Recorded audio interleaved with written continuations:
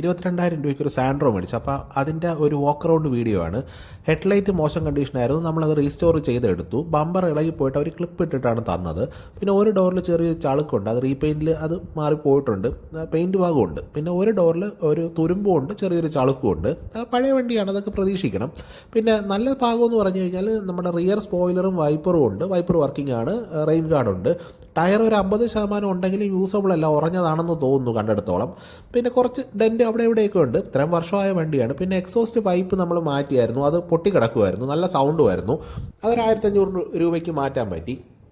ഇൻറ്റീരിയറിലേക്ക് വന്നു കഴിഞ്ഞാൽ power Windows രണ്ടും വർക്കിംഗ് ആണ്, പക്ഷേ പവർ സ്റ്റിയറിംഗ് വർക്കിംഗ് അല്ല, എ സിയും വർക്കിംഗ് അല്ല. അത് നമുക്ക് ചെക്ക് ചെയ്തിട്ട് എന്താണെന്ന് നോക്കാം. പിന്നെ ഒരു ബ്ലൂടൂത്തിൻ്റെ സ്റ്റീരിയോ ഉണ്ട്, നമ്മുടെ നോർമൽ സ്റ്റീരിയോ. പിന്നെ എഞ്ചിൻ ഭാഗം പറയുകയാണെങ്കിൽ ഒരു 12 മൈലേജ് ഒക്കെ കിട്ടുന്നുണ്ട്, അത്യാവശ്യം നല്ല എഞ്ചിൻ കണ്ടീഷൻ. ക്ലച്ചും ഒരു 50% ഉണ്ട്. ഡീറ്റെയിൽഡ് വീഡിയോ വേണമെങ്കിൽ കമൻറ്റ് ഇട്ടാൽ മതി, നമ്മൾ ചെയ്യും.